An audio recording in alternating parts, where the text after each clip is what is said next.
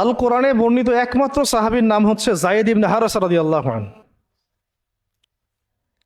আমাদের এখানে যে ইয়াং ছেলেরা বসে আছেন সবার জন্যে যায়েদ বিন হারেসা রাদিয়াল্লাহু আনহু মহব্বত, ত্যাগ, ভালোবাসা, জীবন উৎসর্গের এবং জীবনের লক্ষ্য খুঁজে পাওয়ার একটা মূর্ত প্রতীক হতে পারে। একটু মনোযোগের সাথে এই অংশটা শোনেন, এটা শেষ অংশ।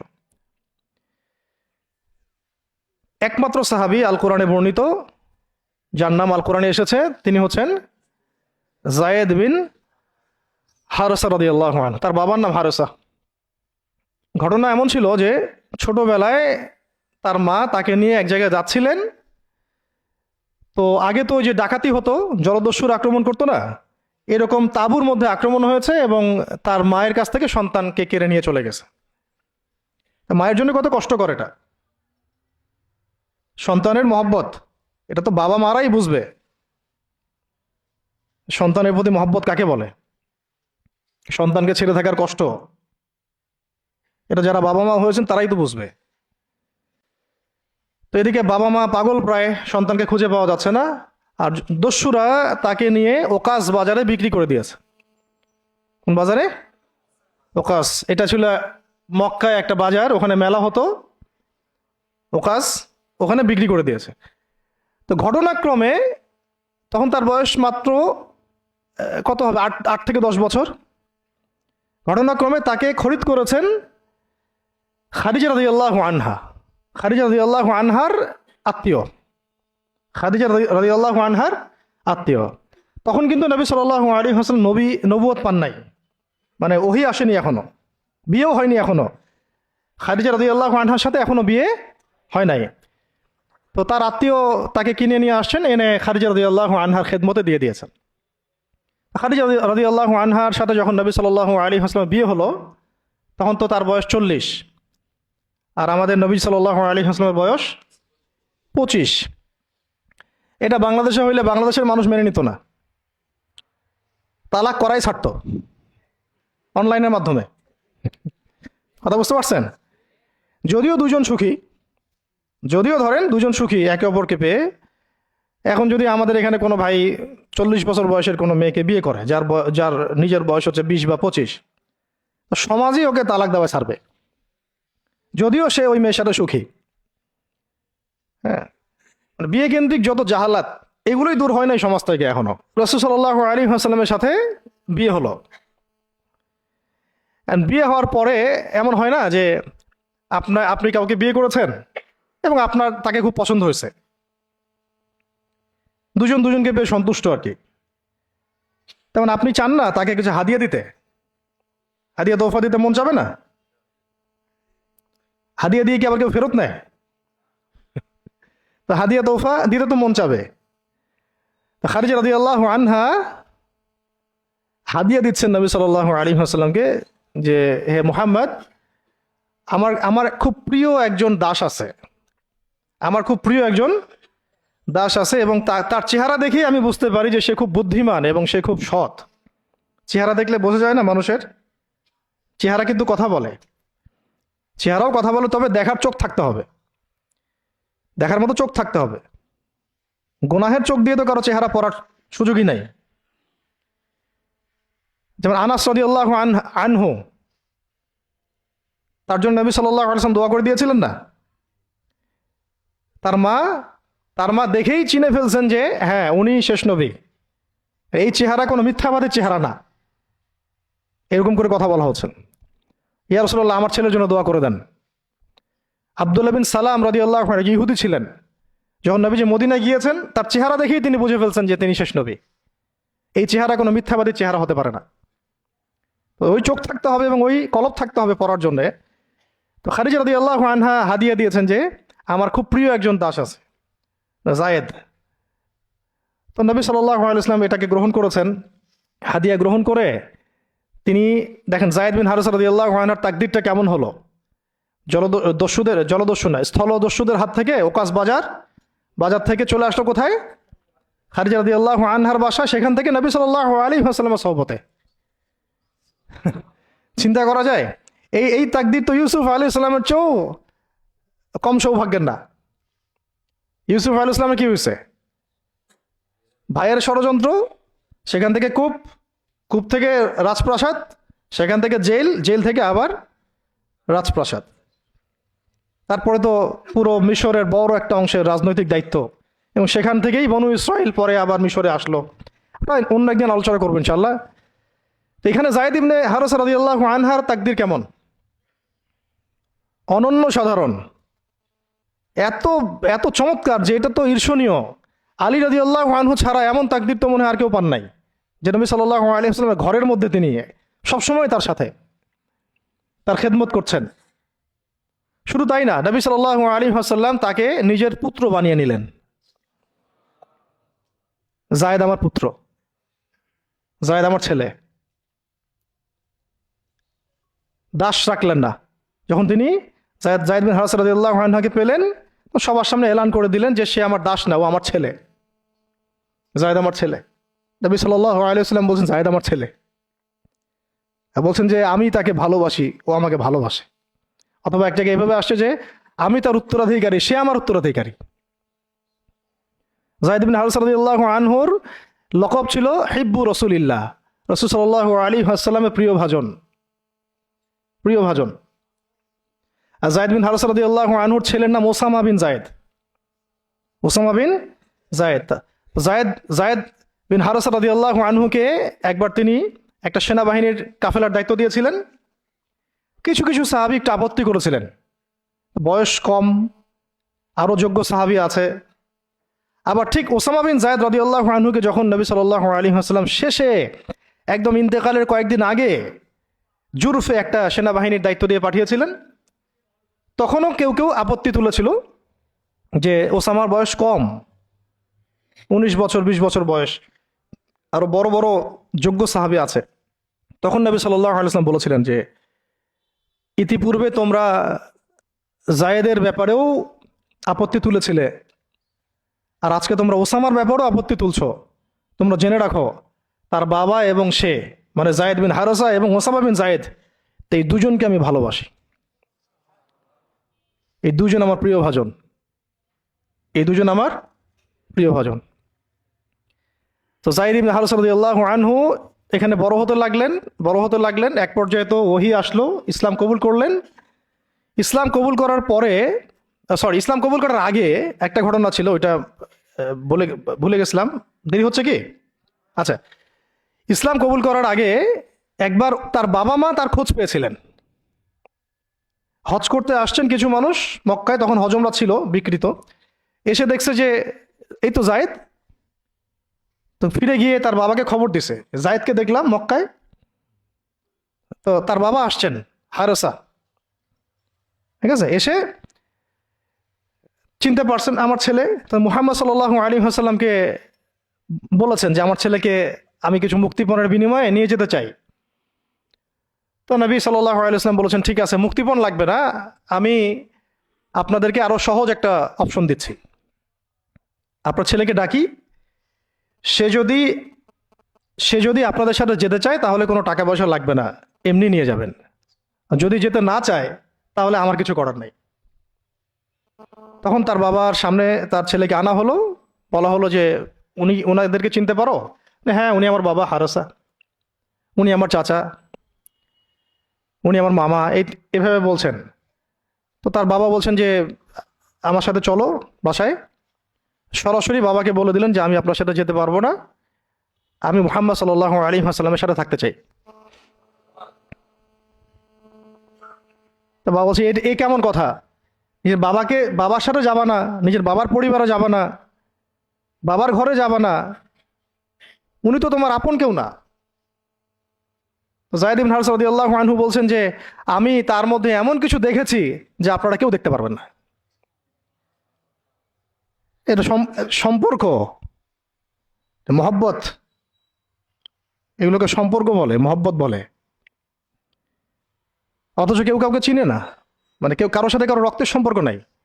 আর নবী সাল্লাল্লাহু আলাইহি ওয়াসাল্লাম তাকে বললেন তখন যে যায়েদকে আমি মুক্ত করে দিয়েছি, যায়েদ আমার দাস না, যায়েদ আমার ছেলে, যায়েদ আমার ছেলে, আমি তার উত্তরাধিকারী, সে আমার উত্তরাধিকারী, আমি তাকে ভালোবাসি। তার উপাধি হয়ে গেল হিব্বু রসুলিল্লাহ, রসুলের প্রিয় ভাজন। সবাই তাকে এই নামে ডাকা শুরু করলো, রাসূলের প্রিয় ভাজন, রাসূল তাকে ভালোবাসে, রাসূল তাকে ভালোবাসে, রাসূল তাকে ভালোবাসেন। আর আমি বলছি রাসূল কে? সাল্লাল্লাহু আলাইহি সাল্লাম, যাকে আল্লাহ ভালোবাসেন। রাসূলকে যাকে আল্লাহ ভালোবাসেন। তো এখন যখন নবুয়ত প্রাপ্ত হলেন, তখন আপনারা তো সবাই জানেন যে প্রথম 13 বছর মক্কায় কাটানো হয়েছে। এই প্রথম 13 বছরে যে কি পরিমাণ নির্যাতন সহ্য করতে হয়েছে, এটা ভাষায় প্রকাশ করার কোনো কিতাব পাওয়া যাবে না। আর এটা লেখার মতো কোনো কলম নাই, কোনো হাত নাই। ওইগুলো নিয়ে আমরা ইনশাল্লাহ পরে কথা বলবো। আজকে শুধু একটা দুইটা জায়গা বলতেছি। একটা সফর ছিল তাইফের সফর। কিসের সফর?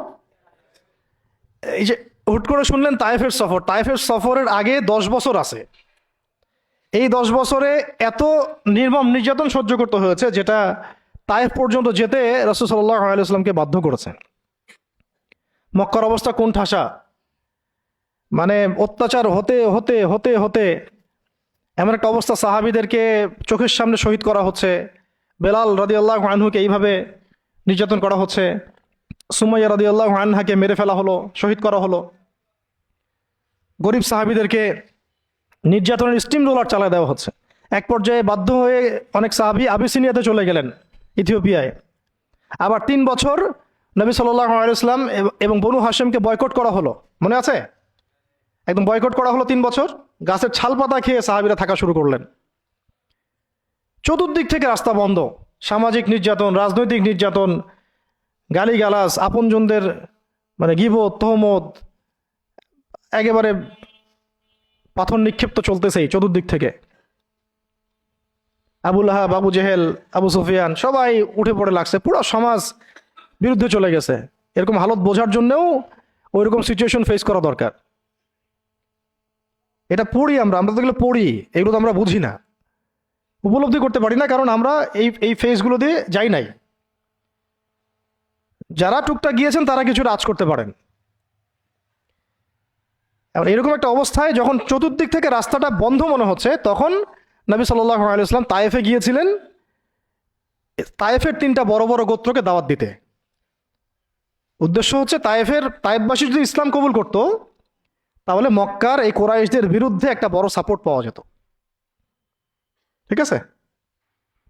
এটা কিন্তু একটা হিজরতও, এটাও কিন্তু একটা হিজরত। এর আগে একটা হিজরত হয়েছে আবিসিনিয়াতে, তায়েফেও। এটাতে ওই সাফল্যটা আসে নাই, তায়েফবাসী ইসলাম কবুল করে নাই। পরবর্তীতে আল্লাহ পাক মদিনাবাসীকে কবুল করেছেন। ওগুলো আমরা পরে আস্তে আস্তে আলোচনা আনবো ইনশাল্লাহ। আজকে শুধু এতটুকু বলছি তায়েফের কথাটা। এইখানে সময়টা চিন্তা করবেন, এই সময়টা ছিল জুন জুলাই মাস, জুন বা জুলাই মাসের মতো অবস্থা। মানে কাঠ ফাটা রোদ বলতে আমরা যা বুঝি, প্রচণ্ড রোদ, প্রচণ্ড গরম, মরুভূমির উত্তপ্ত একটা অবস্থা। এই অবস্থায় মক্কা থেকে তায়েফের ডিস্টেন্স হচ্ছে প্রায় 100 কিলোমিটার, প্রায় 100 কিলোমিটার। যারা তায়েফে গিয়েছেন তারা হয়তো জানবেন, এটা পাহাড়, মাটির নিচ থেকে তায়েফ শহরটা দেখা যায়। এই যে পাহাড়ের গা বেয়ে যে উঠতে হয়, এখন তো গাড়ি আসছে, গাড়ির যুগ, এই গাড়ি দিয়ে উঠতেও এই নিচ থেকে উপর পর্যন্ত 40 কিলোমিটার, পাহাড়ের গা বেয়েই 40 কিলোমিটার রাস্তা এইভাবে সফর করে করে করে করে তায়েফের শহরের উপরে পৌঁছাতে হয়। এই কাজটা নবী সাল্লাল্লাহু আলাইহি ওয়াসাল্লাম তার সময় করেছেন পায়ে হেঁটে, তাও জুন জুলাই মাসের মতো উত্তপ্ত অবস্থায়, গরমের অবস্থায়। এবং এই সফরে নবী সাল্লাল্লাহু আলাইহি ওয়াসাল্লামের সাথে মাত্র একজন সাহাবী ছিলেন। সেই সাহাবীর নাম যায়েদ ইবনে হারেসা রাদিয়াল্লাহু আনহু, আর কেউ না, রাসূলের প্রিয় ভাজন। তাহলে বুঝতে পারছেন কত কত কাছের সম্পর্ক। আর কেউ না, কোনো সাহাবী না, যায়েদ ইবনে হারেসা রাদিয়াল্লাহু। ঠিক যেমন গারে সাওরে কেউ নাই, কোনো সাহাবী নাই। কে আছেন? আবু বকর রাদিয়াল্লাহু আনহু। আয়েশা রাদিয়াল্লাহু আনহা বলতেন মাঝে মাঝে যে যদি রাসূল সাল্লাল্লাহু আলাইহি ওয়াসাল্লাম জীবিত থাকতেন, তাহলে যায়েদ ইবনে হারেসা রাদিয়াল্লাহু আনহুকে মনে হয় তিনি তার পরবর্তী স্থলাভিষিক্ত হিসেবেই ঘোষণা করে দিয়ে যেতেন। এত ভালোবাসতেন তিনি তাকে। মনে হতো যেন যায়েদ বিন হারেসা রাদিয়াল্লাহু আনহুকে তিনি পরবর্তী স্থলাভিষিক্ত করে দিয়ে যাবেন, এত ভালোবাসতেন। যখন যায়েদ বিন হারেসা কোনো সফর থেকে ফিরত, আমি, আয়েশা রাদিয়াল্লাহু আনহা বলছেন, আমি রাসূল সাল্লাল্লাহু আলাইহি ওয়াসাল্লামকে এত, মানে কি একটা বস গ্রিটিংস বলি না আমরা, অভিবাদন, এত ব্যস্ত হয়ে অস্থির হয়ে আলিঙ্গন করতে দেখি নাই যেমনটা যায়েদ বিন হারেসার ক্ষেত্রে তিনি করতেন। বহু সফরে তিনি তাকে পাঠিয়েছেন, সারিয়া অভিযানে। সারিয়া মানে যে সফরগুলোতে আমাদের নবীজি নিজে যান নাই, কিন্তু সাহাবীদেরকে পাঠিয়েছেন কোনো সামরিক অভিযান, এটাকে বলা হয় সারিয়া। আর গাজওয়া হচ্ছে এমন যুদ্ধ যেখানে নবীজি নিজে গিয়েছেন, অ্যাজ এ কমান্ডার উপস্থিত ছিলেন। তো একবার একটা সফর থেকে যায়েদ ইবনে হারেসা রাদিয়াল্লাহু আনহু এসেছেন। আয়েশা রাদিয়াল্লাহু আনহা বলছেন তার গায়ে, আমাদের নবীজির গায়ে সতরটা কোনো রকম ঢাকা ছিল, উপরে পোশাক নাই, মানে গায়ের উপরের পোশাকটা তিনি পরেনই নাই। এই অবস্থাতে তিনি আয়েশা রাদিয়াল্লাহু আনহার ঘরে ছিলেন। ওইখানে এসে যায়েদ ইবনে হারেসা রাদিয়াল্লাহু আনহু নক করেছেন দরজায়। ওই অবস্থায় তিনি উঠে গিয়ে যায়েদ ইবনে হারেসা রাদিয়াল্লাহু আনহুকে আলিঙ্গন করা শুরু করলেন, কপালে চুমু দেওয়া শুরু করলেন যে আমার প্রিয় ভাজন আসছে। ওই সাহাবীকে সাথে নিয়ে তিনি সফর করছেন তায়েফে। তায়েফে যাওয়ার পরে 3টা গোত্রনেতা ছিল ওখানে। অনেক বড় কথা, তো আমি অল্প করে বলছি সময় সংক্ষিপ্ততার কারণে। একটা গোত্রনেতার নাম হচ্ছে আব্দে ইয়ালাইল। এর আন্ডারে বহু মানুষ ছিল। যদি সে ইসলাম কবুল করতো তাহলে ওই সবাই ইসলাম কবুল করতো, সে করে নাই। একটা গোত্রনেতার নাম ছিল আব্দে মাসউদ। তার আন্ডারে বহু মানুষ ছিল এবং ধনী ধনী বড় বড় ধনী ব্যবসায়ী, রাজনীতিবিদ, সে ইসলাম কবুল করে নাই। আরেকটা লোক ছিল, তার নাম হাবিব বিন আমর, এই 3 নাম্বার গোত্রনেতা। তো সেও ইসলাম কবুল করে নাই। ইসলাম কবুল না করার কারণে এই 3টা গোত্রনেতার কাছ থেকে, আপনারা কি মনে করেছেন একদিন দাওয়াত দেওয়া হয়েছে? প্রায় 1 মাস নবী সাল্লাল্লাহু আলাইহি ওয়াসাল্লাম এই তাইফের এই ময়দানে ছিলেন, দাওয়াতের ময়দানে। কোনো কিতাবে আসছে 10 দিন, কোনো কিতাবে আসছে 15 দিন, 17 দিন, কিন্তু অ্যাপ্রক্সিমেটলি 1 মাস, এটা বিভিন্ন সিরাতের কিতাবে আসছে। এই 1টা মাস তাইফে থাকা, খাওয়া দাওয়া তো আল্লাহ ভালো জানেন কি হয়েছে। তার সাথে একজন মাত্র সাহাবী, দরজায় দরজায় দাওয়াত দেয়া, এবং সবাই দাওয়াত রিফিউজ করলো। বড় বড় 3টা গোত্রনেতাও রিফিউজ করে দিল। শুধু যে রিফিউজ করলো তা না, বরং এমন টিটকারি শুরু করলো, এমন ব্যঙ্গাত্মক আচরণ শুরু করলো যে শেষ পর্যন্ত ওই এলাকার যত ছোকরা ছিল, যুবক, তরুণ, কিশোরী বেশি আসছে বর্ণনায়, এদেরকে লেলিয়ে দেওয়া হলো, সবার হাতে পাথর উঠিয়ে দেওয়া হলো যে এই ব্যক্তি মাজনুন, নাউযুবিল্লাহি মিন যালিক। মাজনুন মানে পাগল, এই ব্যক্তি কাযযাব, এই ব্যক্তি মিথ্যাবাদী, এই ব্যক্তি সাহের, এই ব্যক্তি জাদুকর। কাকে বলা হচ্ছে? সবাই মিলে পাথর মারো তাকে, নাউযুবিল্লাহি মিন যালিক। দৃশ্যটা একটু চিন্তা করেন। 10 বছর মক্কায় দাওয়াত দেওয়ার পর চতুর্দিক থেকে কুরাইশদের নির্যাতন, নিপীড়ন, শারীরিকভাবে, মানসিকভাবে, আত্মিকভাবে, সামাজিক বয়কট, 3 বছর গাছের ছালপাতা খেয়ে পাহাড়ের পাদতলে জীবন কাটানো বনু হাশেমের। আবার আমুল হুজনও হয়ে গেছে। ওই একই বছরে কয়েকদিনের মধ্যেই চাচা আবু তালেবও ইন্তেকাল করেছেন, খাদিজা রাদিয়াল্লাহু আনহাও ইন্তেকাল করেছেন। কি অবস্থা, কি অবস্থা ওই সময় চিন্তা করে, কি কষ্টের সময়, কিরকম কষ্টের সময় আমরা তো উপলব্ধি করতে পারবো না। আমরা তো গাজাবাসীর কষ্ট উপলব্ধি করতে পারি না, রাসূল আর সাহাবীদের কষ্ট কি উপলব্ধি করতে পারবো?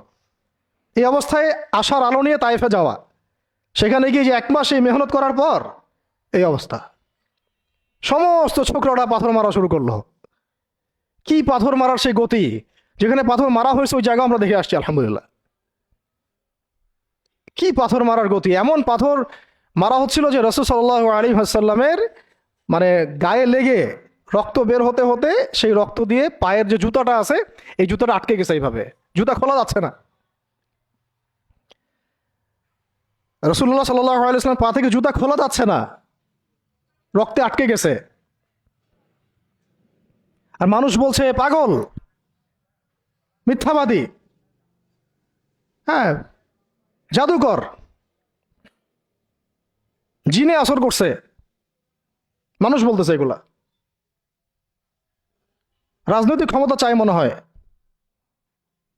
হ্যাঁ, অর্থ চায় মনে হয়, দুনিয়ার জৌলস মনে হয় চায়, আমাদের আমাদের ঐক্য বিনষ্ট করতে আসছে। মারো একে, মেরে বিদায় করো এখান থেকে। কোন পর্যায়ে গেলে মানুষ এই কাজ করতে পারে? কি পরিমাণ ক্ষোভ থাকলে মানুষ এই কাজটা করতে পারে?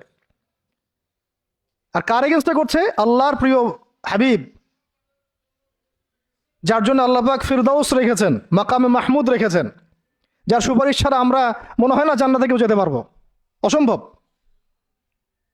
যার যার সুপারিশ ছাড়া বিচার শুরুই হবে না কিয়ামতের মাঠে, হিসাব নিকাশ শুরুই হবে না, জান্নাত তো বহুত দূরের কথা। জান্নাতের দরজাও খোলা হবে না যিনি আগে না ঢোকা পর্যন্ত। তাকে মানুষ সেভাবে মারা শুরু করলো, রক্ত ঝরতেছে ঝরতেছে। এই সময়ে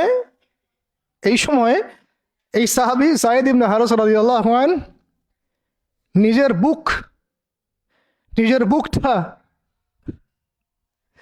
বুকটা নবী সাল্লাল্লাহু আলাইহি ওয়াসাল্লামের সামনে এইভাবে দিয়েছেন যে যতগুলো পাথর আসবে আমার গায়ে যেন লাগে, আমার নবীর গায়ে না লাগে। বুক যখন থেতলায় গেছে তখন পিঠ দিয়ে দিয়েছেন, ইয়া রাসূলুল্লাহ আপনার গায়ে একটা পাথর যেন না লাগে, আমার পিঠে লাগুক। এই সময়টা চিন্তা করেন, সাহাবীর কথা চিন্তা করেন, তাদের ত্যাগ তিতিক্ষার কথা চিন্তা করেন, ওই সময়ের সবরের কথা চিন্তা করেন। আর তায়েফবাসী নবী সাল্লাল্লাহু আলাইহি ওয়াসাল্লামের আপনজন ছিল। তায়েফের গোত্রে নবী সাল্লাল্লাহু আলাইহি ওয়াসাল্লামের দুধ পান করানো হয়েছিল, হালিমা সাঈদার গোত্র এটা। দূরের মানুষ আপনাকে যখন ভালো মন্দ বলবে আপনার অতটা কষ্ট হবে না যতটা আপনার কাছের মানুষ আপনাকে ভালো মন্দ বললে কষ্ট হবে। যখন আপনার প্রিয় মানুষেরা আপনাকে পাথর ছুড়বে, এই পাথরের আঘাত সহ্য করা এত সহজ না। কাফেররা, ফাসেকরা, জালেমরা, মুশরিক মুনাফিকরা পাথর ছুড়বে, সেই পাথর আপনি সৌভাগ্যের সাথে বরণ করতে পারেন, সেই রক্তক্ষরণে আপনার কষ্ট হবে না। প্রিয় মানুষদের দেওয়া অপবাদ, মিথ্যাচার, গীবত, তহমত, পাথর আপনাকে এত কষ্ট দিবে, এই কষ্টের লোড আপনি সহ্য করতে পারবেন না। আর যদি আল্লাহ পাক আপনাকে সহ্য করার ক্ষমতা দিয়ে দেন, ইনশাআল্লাহ আপনি এমন ব্যক্তি হবেন যে ব্যক্তির হাতে আল্লাহ রাব্বুল আলামিন ইসলামের ঝান্ডা উঠাই দেবেন ইনশাআল্লাহ।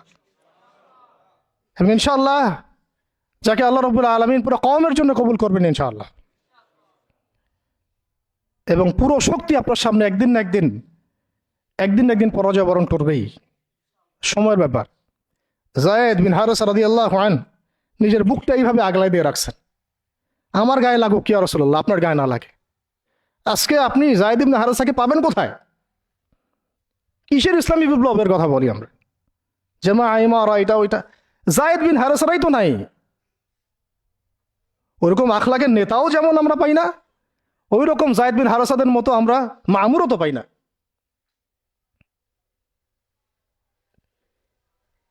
বরং এখন তো এমন যুগ চলতেছে যে মানুষ সামান্য দুনিয়াবী স্বার্থের কারণে, সামান্য দুনিয়াবী স্বার্থ, একটু মোহ, একটু দাম্ভিকতা, একটু অহংকার, একটু জিদ, একটু রাগ, একটু ক্ষোভ ইত্যাদির কারণে মানুষ, নিজের প্রিয় মানুষ আপনাকে মানুষের হাতে উঠাই দিতে পারে। সবাই মিলে তাকে পাথর মারো, আমি তাকায় তাকে দেখতেছি। সবাই তাকে পাথর মারো, আমি তাকায় তাকে দেখতেছি। যেন নিজের প্রিয় মানুষকে পাথর মারলে এটা দেখলে আপনার মনে আরো শান্তি আসতেছে। কিভাবে আপনি আপনার প্রিয় মানুষকে হাজারো লক্ষ মানুষের হাতে উঠাই দিতে পারেন, যে মানুষটা তাকে ধর্ষণ করবে, ছিঁড়ে ছিঁড়ে খাবে, পাথর মেরে থাতলা করবে, আবার আপনি তাকে মহব্বতের দাবিও করেন? কিসের মহব্বত? মহব্বত কাকে বলে? মহব্বত তো এইটা যেটা যায়েদ ইবনে হারেসা রাদিয়াল্লাহু আনহু করেছেন। এটা কি মহব্বত না? এইরকম মহব্বতের নিদর্শন কি আমাদের মধ্যে আছে? কাকে মহব্বত বলা হয় আসলে? আপনারা দৃশ্যটা চিন্তা করেন, এগুলো সিরাতের কিতাবে মওজুদ, পড়েন। নিজের বুকটা তিনি আগলায় দিয়ে রাখছেন। ঠিক এরকমই উহুদের মাঠেও নিজের বুক আগলায় দিয়ে রাখছেন তালহা রাদিয়াল্লাহু আনহু। দূর থেকে একটার পর একটা তীর আসতেছে, ওনার গায়ে লাগতেছে। তীরের আঘাত কি চারটাখানি কথা? সাদ বিন আবি ওয়াক্কাস রাদিয়াল্লাহু আনহু পিঠ দিয়ে রাখছেন, ইয়া রাসূলুল্লাহ আপনার গায়ে যেন না লাগে। তোমরা জীবন্ত শহীদ দেখতে চাও, তালহাকে দেখো। 70-এর বেশি আঘাত তার গায়ে ছিল উহুদের দিন। সাদ বিন আবি ওয়াক্কাস রাদিয়াল্লাহু আনহুকে নবীজি বলছেন যে, হে সাদ, তীর ছুঁড়ো, তোমার জন্য আমার পিতামাতা কুরবান হয়ে যাক। কোন সাহাবীর জন্য নবীজি এমন কথা বলেন নাই যে তোমার জন্য আমার পিতামাতা কুরবান হয়ে যাক, এবং সাহাবীরা বলতেন, ইয়া রাসূলুল্লাহ, আপনার জন্য আমার পিতামাতা কুরবান হয়ে যাক। একমাত্র সাহাবী সাদ বিন আবি ওয়াক্কাস রাদিয়াল্লাহু আনহুর জন্য নবী সাল্লাল্লাহু আলাইহি ওয়াসাল্লাম এই কথা বলেছেন। ওই ময়দানে উম্মে ওমারাও ছিলেন, মহিলা সাহাবী, অনবরত তীর ছুঁড়েছেন রাসূলের গায়ে যেন আঘাত না লাগে। ওই ময়দানে হানজালা ছিলেন, ছুটতে ছুটতে আবু সুফিয়ান পর্যন্ত পৌঁছে গিয়েছেন। ওই অবস্থায় তার শাহাদাত হয়ে গেছে, তাকে মারতে পারেন নাই, উল্টা তার গায়ে আঘাত লেগে গেছিল। গাসাসুল মালাইকা, শহীদ হওয়ার পরে দেখা যায় তার দেহটা মাটি থেকে উপরে উঠে আসে আর দেহ থেকে পানি ঝরতেছে। নবীজি জিজ্ঞাসা করা হলো তার এই হালত কেন? নবী সাল্লাল্লাহু আলাইহি ওয়াসাল্লাম বললেন যে গত রাত্রে স্ত্রীর সাথে ছিল, সে জিহাদের ডাক আসছে, ওই বিছানা থেকে চলে আসছে, বেচারা বিছানা থেকে এখানে চলে আসছে। হানজালা রাদিয়াল্লাহু আনহু শহীদ হয়ে গেছে, ফেরেশতারা তাকে গোসল দিচ্ছেন, এই যে পানি দেখা যাচ্ছে। ওই মাঠে সাদ বিন রবি রাদিয়াল্লাহু আনহু ছিলেন, একদম শেষ নিঃশ্বাস যাচ্ছে তার অবস্থা। আমাদের নবীজি বললেন, সাদ বিন রবিকে খুঁজে বের করো, সে আমার প্রিয় ভাজন, তাকে খুঁজে বের করো। খুঁজতে গিয়ে দেখা গেল যে তিনি এইরকম একটা হালত, 60-70টা আঘাতের চিহ্ন নিয়ে প্রায় যান যাচ্ছে অবস্থা। সাহাবী বললেন, হে সাদ, রাসূল সাল্লাল্লাহু আলাইহি ওয়াসাল্লাম তোমাকে সালাম দিয়েছেন। রাসূল তোমাকে সালাম দিয়েছেন আর জিজ্ঞাসা করছেন তুমি কেমন অনুভব করতেছো এখন? সাদ বিন রবি বলছেন, রাসূলের কাছে আমার সালাম পৌঁছে দিও, আর আল্লাহর কসম আমি জান্নাতের ঘ্রাণ পাচ্ছি এখন। এটা বলতে বলতে তার শাহাদাত হয়ে যায়। আর তিনি বলতে বলতে একটা কথা শেষে বলে গিয়েছিলেন যে আমি চলে যাওয়ার পরে, তিনি আনসারদের নেতা ছিলেন, আমি চলে যাওয়ার পর তোমরা থাকা অবস্থায় যদি মুহাম্মদ সাল্লাল্লাহু আলাইহি ওয়াসাল্লামের গায়ে একটা আঁচড়ও লাগে, তোমরা আল্লাহর সামনে কোনো হুজ্জাত দিতে পারবা না। আমি চলে যাওয়ার পরে যদি মুহাম্মদ সাল্লাল্লাহু আলাইহি ওয়াসাল্লামের গায়ে একটা আঁচড়ও লাগে, তোমরা আল্লাহর সামনে কোনো হুজ্জাত দিতে পারবা না। আর আমরাও তো এখন দুনিয়াতে বেঁচে আছি, আমাদের নবী সাল্লাল্লাহু আলাইহি ওয়াসাল্লামের গায়ে কি না লাগতেছে, আমরা কি বা করতে পারতেছি। কত সাহাবী। একটা কথা বলতে ভুলে গেছিলাম, যায়েদ বিন হারেসা রাদিয়াল্লাহু আনহু, ইসলামের পরে যে ভাই ভাই সম্পর্ক করে দেওয়া হয়েছিল, দিনী ভাই, যায়েদ বিন হারেসা রাদিয়াল্লাহু আনহু দিনী ভাই ছিলেন হামজা রাদিয়াল্লাহু আনহু, সাইয়্যিদুশ শুহাদা। তার হালত আমরা দেখেছি উহুদের মাঠে, এমন সিংহ যার সামনে কেউ লড়াই করতে পারে না। আর আল্লাহর যে সিংহদের সামনে কাফেররা পেরে ওঠে না, পিছন থেকে আঘাত করে, তাকেও পিছন থেকে আঘাত করা হয়েছে। বর্ষা বের হয়ে গেছে নাভির নিচ দিয়ে, ওই অবস্থায় মারতে আসছিলেন তিনি, ওয়াহশী তাকে শহীদ করেছিল। নবী সাল্লাল্লাহু আলাইহি ওয়াসাল্লাম তার লাশ দেখে অঝোর নয়নে কেঁদেছেন, কারণ তার বুকটা চিরে ফেলছিল কাফেররা, চিরে কলিজা বের করার চেষ্টা করছিল, পারে নাই। কলিজা বের করে চিবাই খাওয়ার চেষ্টা করছিল। তাহলে কাফেরদের ক্ষোভ চিন্তা করেন, কাফেররা আমাদের ব্যাপারে কি পরিমাণ ক্ষোভ লালন করে, তারা আমাদের ব্যাপারে কি পরিমাণ ক্ষোভ লালন করে, ভিতরে এটা আমরা জানিও না, বুঝিও না।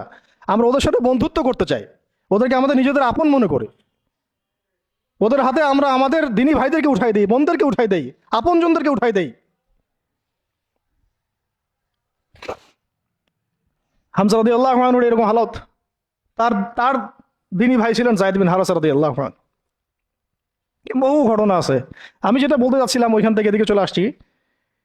এরপরে নবী সাল্লাল্লাহু আলাইহি ওয়াসাল্লাম তায়েফের একটা আঙ্গুর বাগানে প্রবেশ করেন, এত ক্ষতবিক্ষত অবস্থায়। আর পাথরের ঢিলকে আপনারা এত তুচ্ছ মনে করেন না, কিন্তু এটা কিন্তু এত তুচ্ছ বিষয় না, কিন্তু এটা যন্ত্রণাদায়ক বিষয়।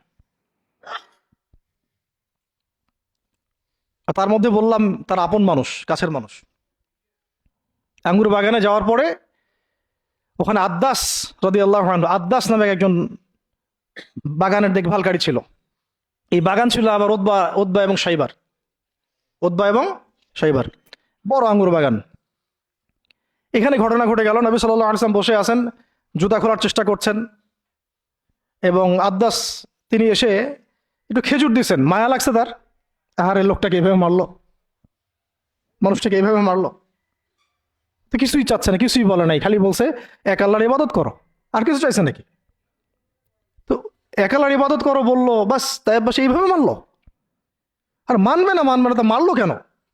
ও বেচারার কাছে খারাপ লাগছে, দাওয়াত কবুল করবে না তো মারলো কেন? লাঞ্ছিত করার কি দরকার ছিল? কবুল না করলে চলে যাবে, বা কবুল না করলে তারা ফিরাই দিবে, মারার কি দরকার আছে? তার মায়া লাগছে খুব, সে এসে কিছু খেজুর দিছে খাইতে, পানি দিছে খাইতে। ওই অবস্থায় নবী সাল্লাল্লাহু আলাইহি ওয়াসাল্লাম পানির গ্লাস নিয়ে, খেজুর নিয়ে বিসমিল্লাহির রহমানির রহিম, বিসমিল্লাহ বলছেন, বিসমিল্লাহ। তো বিসমিল্লাহ শুনে সে আদ্দাস, তার খুব ভালো লাগছে যে এই শব্দটা আপনি কোথা থেকে পেলেন। তো নবীজি তাকে জিজ্ঞাসা করছেন, তোমার নাম কি? আদ্দাস। কোথায় থাকো? আমি নিনওয়ার নামক একটা জায়গা থেকে আসছি। এটা শুনে নবী সাল্লাল্লাহু আলাইহি ওয়াসাল্লাম বলছেন যে, ও আচ্ছা, তার মানে তুমি আমার ভাই ইউনুসের এলাকার মানুষ, তুমি আমার ভাই ইউনুসের এলাকার মানুষ। আচ্ছা, আপনি কিভাবে ইউনুসকে চিনেন? ইউনুস আমার ভাই, নবীগণ সবাই বৈমাত্রিক ভাই, আমি আল্লাহ রসুল, সেও আল্লাহ নবী। তখন তিনি ইসলাম কবুল করেন। আদ্দাস রাদিয়াল্লাহু, তার নামে ওখানে এখনো মসজিদ আছে। হ্যাঁ, ওখানে আপনারা গিয়ে দেখবেন মসজিদ আছে। এই জায়গায় যায়েদ বিন হারেস রাদিয়াল্লাহু আনহুর ভূমিকাটা দেখেন। এবার নবী সাল্লাল্লাহু আলাইহি ওয়াসাল্লাম ওই জায়গায় বসে দোয়া করতেছেন, এটা শেষ অংশ, দোয়া করতেছেন। এই দোয়ার লফজ যদি আরবি বুঝতে পারতেন, তাহলে মানে আমার এতগুলো কথা বলা সার্থক হতো আর কি। মানে আমি যদি মানুষকে এই দোয়ার শব্দগুলোর অর্থ বুঝাইতে পারতাম, ওই ক্ষমতা যদি আমার থাকতো, আমার মনে হয় না এই ক্ষমতা কোনো ওলামায়ে কেরামের আছে। আমার মনে হয় না এই ক্ষমতা কোনো ওলামায়ে কেরামের আছে যে এই দোয়ার শব্দগুলো আওয়ামকে বুঝাই দিবে, এক্স্যাক্টলি সেই ফিলিংস এবং ইমোশন বুঝাবে, এমন ক্ষমতা আমাদের কাউকে দেওয়া হয় নাই। শুধু এই অনুভূতিগুলো বোঝার জন্য হলেও আরবি শেখা দরকার আপনাদের,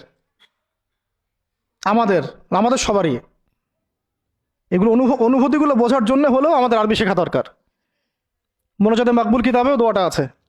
নবী সাল্লাল্লাহু আলাইহি ওয়াসাল্লাম রক্তাক্ত অবস্থায়, ক্ষতবিক্ষত অবস্থায়, তার পাশে যায়েদ ইবনে হারেস রাদিয়াল্লাহু আনহু, তারা আল্লাহ রাব্বুল আলামিনের কাছে দোয়া করতেছেন। এই দোয়াটার নাম হচ্ছে মাজলুমের দোয়া, দুর্বলের দোয়া। কিসের দোয়া? দুর্বলের দোয়া। দোয়ার শব্দগুলো এমন ছিল, আল্লাহুম্মা ইন্নাকা তাসমাউ কালামি, আল্লাহুম্মা ইন্নাকা তাসমাউ কালামি, হে আল্লাহ, নিশ্চয়ই আপনি আমার কথা শুনছেন। আমাদের নবীজি বলছেন, আল্লাহুম্মা ইন্নাকা তাসমাউ কালামি, আল্লাহ আপনি নিশ্চয়ই আমার কথা শুনছেন। ওয়া তারা মাকানি, এবং আমার যে মাকান, আমার অবস্থা আপনি দেখছেন।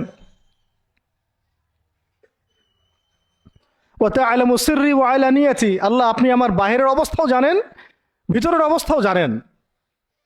আমার বাহিরের হালতও আপনি জানেন, ভিতরের হালতও আপনি জানেন, প্রকাশ্য অবস্থা আপনি জানেন, গোপন অবস্থা আপনি জানেন। তা'লামু সিররি ওয়া আলানিয়াতি লা ইয়াখফা আলাইকা শাইউম মিন আমরি, আমার কোনো কাজই আপনার কাছে গোপন না। আসলে আমার কি হালত, কি অবস্থা, আমার উপর দিয়ে কি গেছে, কি গেল, কি প্রকাশ্য, কি গোপন, কি সত্য, কি মিথ্যা, আল্লাহ আপনি সব জানেন। বলা কথা না বলা কথা সব আপনি জানেন। তা'লামু সিররি ওয়া আলানিয়াতি লা ইয়াখফা আলাইকা শাইউম মিন আমরি। এরপরে নবীজি বলছেন, ওয়া আনাল বাইসুল ফাকিরুল মুস্তাগীসুল মুস্তাজির আল ওয়াজিলুল মুশফিকুল মুকির আল মু'তারিফু বিযামবি। এক একটা শব্দ কিভাবে বুঝাবো আপনাদেরকে, আমার কাছে ভাষা নাই। আল্লাহ আমি দুর্দশাগ্রস্ত, আমি ফকির, আমি জিল্লতির শিকার, আমার অপরাধ আমি চিনতে পেরেছি। মানে এমন এমন শব্দ যেটা একজন নবী ছাড়া কারো মুখ দিয়ে বের হওয়া সম্ভব না। এমন এমন শব্দ যেটা ওহী ছাড়া সম্ভব না। আসআলুকা মাসআলাতাল মিসকিন, মিসকিনরা যেভাবে তোমার কাছে চায় আল্লাহ, আমি সেভাবে তোমার কাছে চাচ্ছি। ওয়া আবতাহিলু ইলাইকা ইবতিহালাল মুযনিবিয যালিল, একজন মানুষকে যখন অপদস্থ, লাঞ্ছিত করা হচ্ছে, সেই মানুষ যেভাবে আপনার কাছে চায়, আমি সেইভাবে আপনার কাছে চাচ্ছি।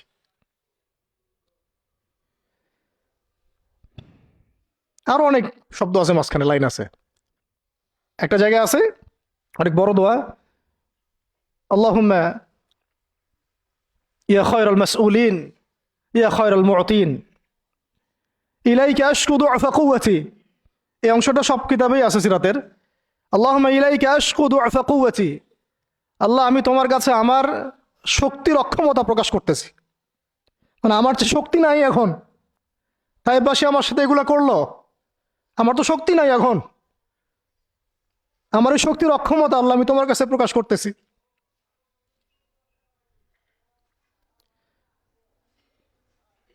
ইলাইকা আশকু দুআফা কুওয়াতি, আমার শক্তির যে কুওয়াতের অক্ষমতা, দুর্বলতা আমি তোমার কাছে প্রকাশ করতেছি।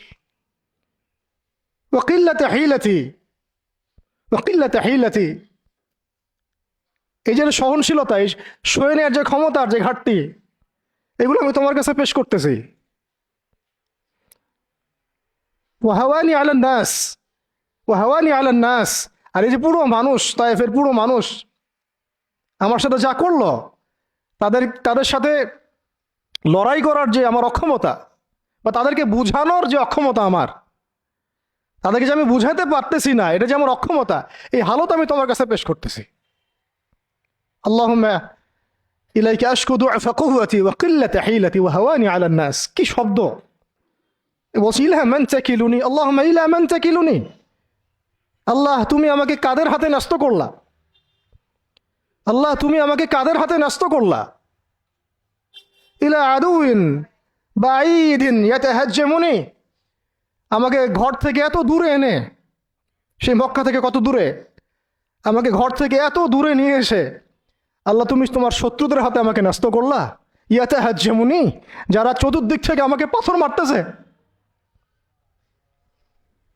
কি আবেগ দোয়ার মধ্যে, কি ভাষা, কি লফজ! ইলা আদুইন বাঈদিন ইয়াতাহাজ্জামুনি, তুমি আমাকে আল্লাহ ঘর থেকে বের করে এত দূরে নিয়ে আসলা, শত্রুদের হাতে সোপর্দ করলা, তারা আমাকে চতুর্দিক থেকে পাথর মারতেছে।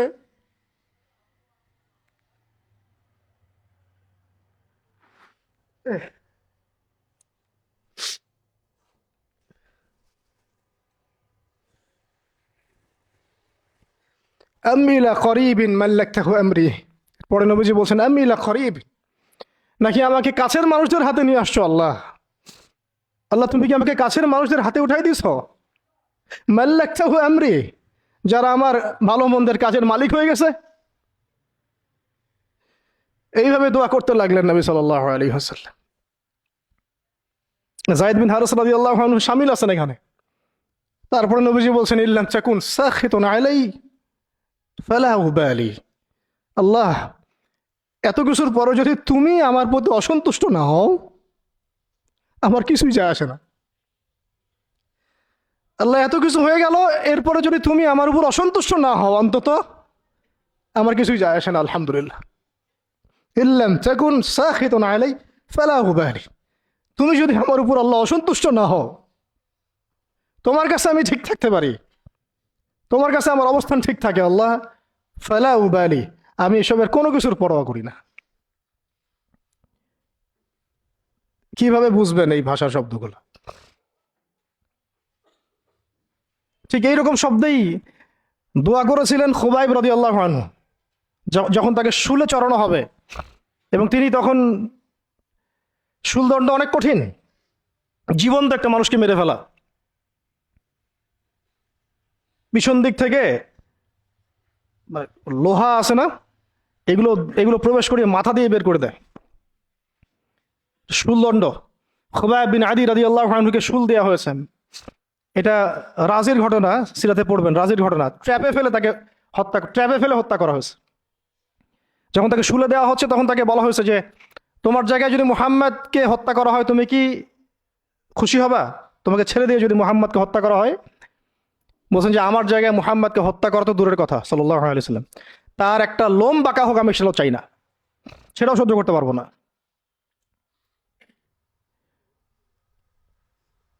এরপর তিনি বলছিলেন, এই যে আমি বললাম ইল্লাম তাকুন সাখিতুন আলাইয়া ফালা উবালি, এরকম দোয়া খুবাইব রাদিয়াল্লাহু আনহু করেছেন। তিনি বলছিলেন তখন, লাস্তু উবালি হিনা উকতালু মুসলিমান, লাস্তু উবালি হিনা উকতালু মুসলিমান, যখন আমাকে মুসলমান হিসেবে শহীদ করে দেয়া হচ্ছে, আমি কোনো পরোয়াই করি না। যখন আমাকে মুসলমান হিসেবে শহীদ করে দেওয়া হচ্ছে আমি এর কোনো পরোয়াই করি না। লাস্তু উবালি হিনা উকতালু মুসলিমান আলা আই শাক্কিন কানা ফিল্লাহি মাসরাই। আমাকে হত্যা করার সময় যেদিকেই তোমরা পাশ ফিরাও না কেন, ওই পাশ আল্লাহর জন্যে। ওয়াযালিকা লিলাহ ওয়াযালিকা যাতুল ইলাহি ওয়া ইন ইয়াশা। আর তিনি তো এমন জাতের ইলাহ, এমন ইলাহ, তিনি একজন, আল্লাহর কথা বলা হচ্ছে, তিনি এমন একজন ইলাহ, তিনি যদি চান ইউবারিক আলা ফি কুল্লি শিলুবিন মুমাজ্জাহ, তিনি আমার কেটে ফেলা প্রত্যেকটা হাড়ে এবং মাংসে বরকত দিয়ে দিবেন। এইভাবে তাকে হত্যা করা হয়েছে। খুবাইব রাদিয়াল্লাহু আনহু প্রতারণা করে ট্র্যাপে ফেলা হয়েছে। এরকম বীরে মামুনাও ঘটনা ঘটছে, এরকম 70 জন সাহাবীকে ট্র্যাপে ফেলে হত্যা করে দেওয়া হয়েছে। আপনারা সতর্ক থাকবেন। এই ঘটনার পরে বহু ঘটনা হয়েছে, সিরাতে হিজরত হয়েছে।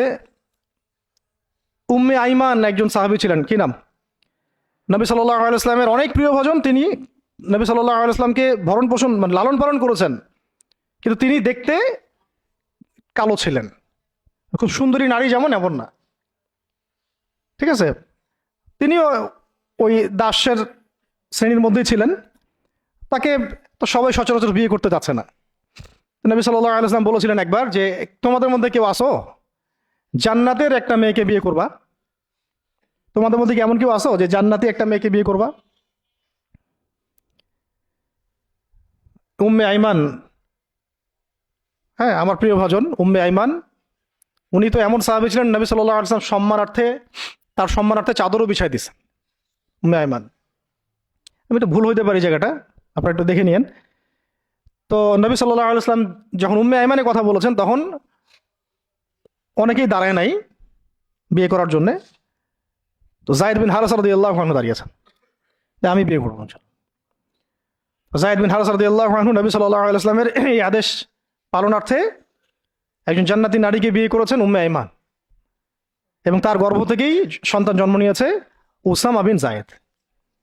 উসামা বিন যায়েদ, ওই যার ব্যাপারে নবীজি শেষে বললেন যে উসামা, ওকে আমি ভালোবাসি, তার বাবাকে আমি ভালোবাসতাম।